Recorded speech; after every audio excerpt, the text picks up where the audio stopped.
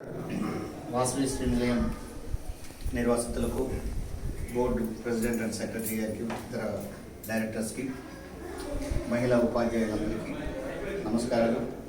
సావిత్రిబాయి పూలే గారి జయంతి శుభాకాంక్షలు. మన రాష్ట్ర ప్రభుత్వం ఈ రోజుని మహిళా ఉపాధ్యాయ దినోత్సవంగా జరపాలి అని నిర్ణయించుకోవడం అనేటువంటిది చాలా సంతోషించదగ్గ విషయం.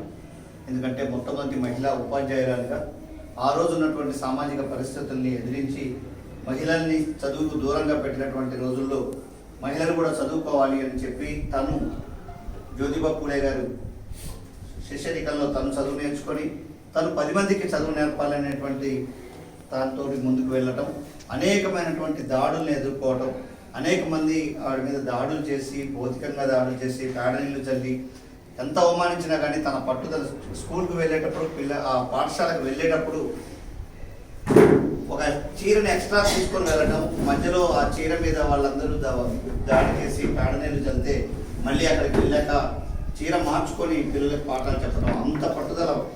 నేను ఈరోజు సర్వీస్ చేస్తుంటే నన్ను గుర్తించకుండా అవమానిస్తున్నారు, నేను ఎందుకు చేయాలి అనుకునేటువంటి ఆలోచన లేకుండా, ఇవి వచ్చినా ఇన్ని అవమానాలు వచ్చినా కానీ నేను చేస్తున్నది మంచి పని, ఈ మంచి పనిని ముందుకు తీసుకుపోవాలి తప్ప నేను భయపడి అనకంజ వేయకూడదు అనేటువంటి ఒక గొప్ప సందేశాన్ని వారి జీవితంలో అందించారు.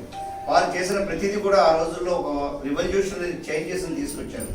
ఆ రోజుల్లో ఉన్నటువంటి కుల ఆచారాల ప్రకారం కావచ్చు, చాలామంది అనుకుంటారు ఆవిడ బ్రాహ్మణ వ్యతిరేకనో లేకపోతే అగ్రకుల వ్యతిరేకనో. ఆవిడ మానవతావాది, మనుషులందరూ సమానంగా ఉండాలనుకునేటువంటి ఒక గొప్ప వ్యక్తి. అలాగే మహిళల్ని కూడా సరైనటువంటి సమున్నత స్థానాన్ని తీసుకెళ్లాలంటే విద్య ఒకటే వారిని ముందుకు తీసుకెళ్లగలదు అని నమ్మినటువంటి వ్యక్తి. వారు వితంతు వివాహాలని కానివ్వండి, వితంతువులు ఆ రోజుల్లో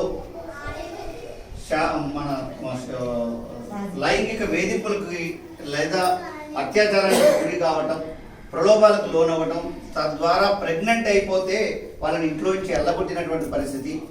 వితంతువుల్ని చిన్న వయసులో బాల్య వివాహాలు చేసి భర్త చనిపోయిన తర్వాత వాళ్ళు ఆ ఇంట్లో ఉన్నప్పుడు ఆ ఇంట్లో కుటుంబ సభ్యుల ద్వారానే ఆవిడ మీద లైంగిక వేధింపులు జరిగిన సందర్భంలో ఆవిడ ప్రెగ్నెంట్ అయిపోతే కుటుంబం గౌరవం కోసం ఇంటి నుంచి బయటికి గెంటి వేస్తే వాళ్ళు ఎక్కడ ఉండాలి, తలదాల్చుకోవాలి అనేటువంటి పరిస్థితి వచ్చినప్పుడు